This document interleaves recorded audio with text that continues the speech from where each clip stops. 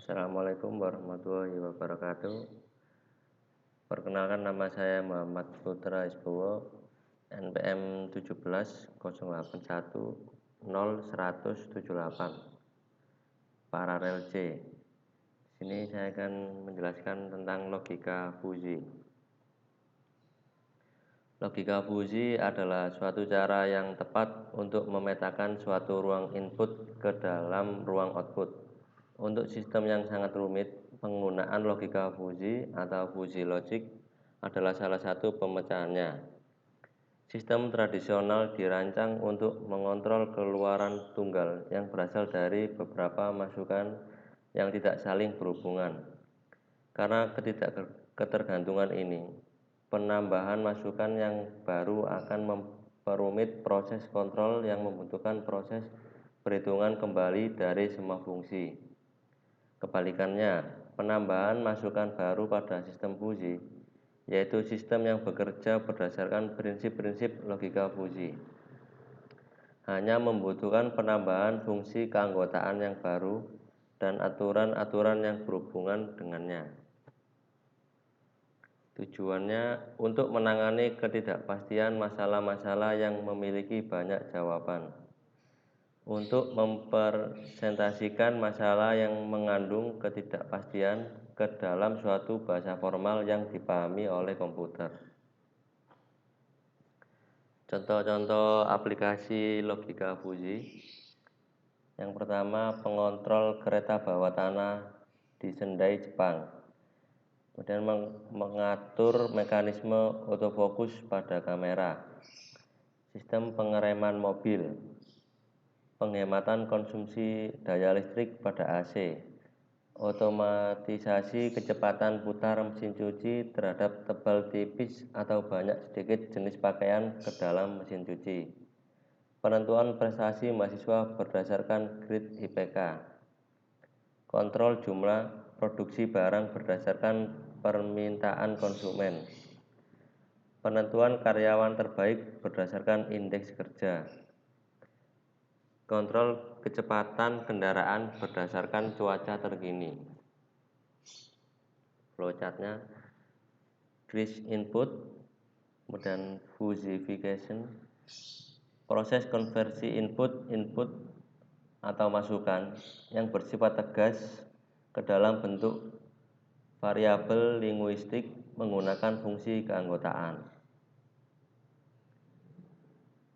Kemudian sistem inferensi, proses pengkonversian input fusi menggunakan aturan-aturan if then menjadi output fusi. Kemudian defusifikasi, proses konversi output fusi dari sistem inferensi ke dalam bentuk tegas menggunakan fungsi keanggotaan serupa sebelum menjadi sebuah nilai. Hal dasar dalam logika fusi. Himpunan tegas, himpunan yang membedakan anggota dan non-anggotanya dengan batasan yang jelas disebut group set. Misalkan jika X integer X lebih besar dari 2, maka anggota C adalah 3, 4, 5, dan seterusnya. Sedangkan yang bukan anggota C adalah 2, 1, 0, -1, dan seterusnya. Hal dasar dalam logika fusi. Himpunan fusi Z merupakan dasar dari fusi logik dan fusi sistem. Suatu fusi Z di ZA di dalam universe atau semesta didefinisikan sebagai suatu fungsi keanggotaan yang memetakan setiap objek di himpunan menjadi suatu nilai real dalam interval 0,1. Nilai-nilai A menyatakan derajat keanggotaan X di dalam A. Fungsi keanggotaan. Di dalam fungsi fusi sistem, fungsi keanggotaan memainkan peranan yang sangat penting untuk mempresentasikan masalah dan menghasilkan keputusan yang akurat.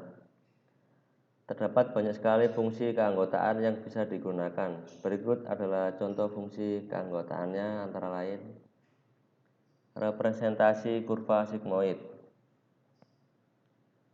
Fungsi dan bentuknya seperti pada gambar samping. Sesuai dengan namanya, fungsi ini berbentuk kurva seperti huruf S. Setiap nilai X dipetakan ke dalam interval 0,1. Ini rumus kurva sigmoid.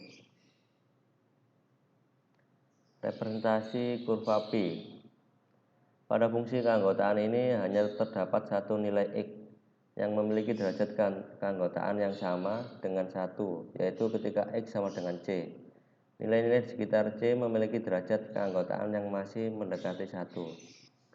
Ini bentuk kurvanya, ini rumusnya. Representasi kurva segitiga. Seperti fungsi P, pada fungsi ini juga terdapat hanya satu nilai X yang memiliki derajat keanggotaan sama dengan X, yaitu ketika X sama dengan B. Tetapi nilai-nilai di sekitar B memiliki derajat keanggotaan yang turun cukup tajam menjauhi 1. Ini gambarnya, ini rumusnya.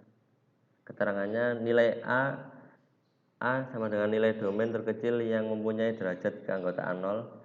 B, nilai domain yang menjadi derajat keanggotaan 1. C, nilai domain terbesar yang mempunyai derajat keanggotaan 0. Contoh soalnya, untuk variabel temperatur dengan himpunan normal yang bernilai domain dari 15 sampai 35 dapat digambarkan sebagai berikut. Pertanyaannya, berapa derajat keanggotaan untuk 23 derajat Celcius?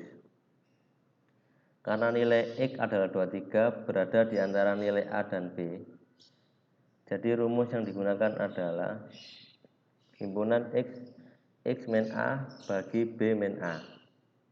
Jawabannya, normal 23 sama dengan 23 dikurangi 15 dibagi 25 kurangi 15. 8/10 sama dengan 0,8. Kurva trapesium. Berbeda dengan fungsi segitiga, pada fungsi ini terdapat beberapa nilai X yang memiliki derajat keanggotaan sama dengan 1, yaitu ketika B kurang dari sama dengan X kurang dari sama dengan C. Ini bentuknya, ini rumusnya, ini untuk keterangan di rumusnya. Contoh soalnya, fungsi keanggotaan untuk himpunan normal pada variabel temperatur ruangan seperti terlihat pada gambar di bawah ini. Pertanyaannya, berapa derajat keanggotaan untuk 32 derajat Celcius? Karena nilai X adalah 32, berada di antara nilai C dan D, jadi rumus yang digunakan untuk ini. Jawabannya, 35 dikurangi 32 dibagi 35 kurangi 27. 3/8 atau 0,375. Representasi kurva bentuk bahu. Daerah yang terletak di tengah-tengah suatu variabel yang dipresentasikan dalam bentuk segitiga, pada sisi kanan dan kirinya akan naik turun. Tetapi terkadang salah satu sisi dari variabel tersebut tidak mengalami perubahan. Himpunan fusi bahu bukan segitiga, digunakan untuk mengakhiri variabel suatu daerah fusi. Bahu kiri bergerak ke arah dari benar ke salah, demikian juga bahu kanan bergerak dari salah ke benar. Ini rumusnya. Contoh soalnya, misalkan akan dibuat variabel fusi temperatur dengan 3 himpunan, yaitu dingin, normal, panas. Dingin 0 sampai 28, normal 25 sampai 35, panas 33 sampai 40. Ini untuk formula masing-masing dari himpunan. Yang dingin seperti ini, yang normal, dan yang panas seperti ini. Representasi linear ini dibagi dua, ada yang linear naik dan linear turun. Untuk linear naik, kenaikan himpunan dimulai dari domain yang memiliki derajat keanggotaan 0, bergerak ke kanan menuju ke nilai domain yang memiliki derajat keanggotaan lebih tinggi yang disebut dengan representasi fungsi linear naik. Ini untuk gambarannya, dan ini rumusnya. Keterangan rumusnya itu A untuk nilai domain yang mempunyai derajat keanggotaan 0, B untuk nilai domain yang mempunyai derajat keanggotaan 1, X nilai input yang akan diubah ke dalam bilangan fuzzy. Linear turun. Fungsi linear turun merupakan kebalikan dari fungsi linear naik. Garis lurus dimulai dari nilai domain dengan derajat keanggotaan tertinggi pada sisi kiri, kemudian bergerak menurun ke nilai domain yang memiliki derajat keanggotaan lebih rendah. Seperti ini. Ini rumusnya. Keterangan rumusnya nilai A untuk nilai domain yang mempunyai derajat keanggotaan 1. Yang B untuk domain yang mempunyai derajat keanggotaan 0. X nilai input yang akan dirubah ke dalam bilangan fuzzy. Terima kasih. Itu presentasi dari saya. Sekian.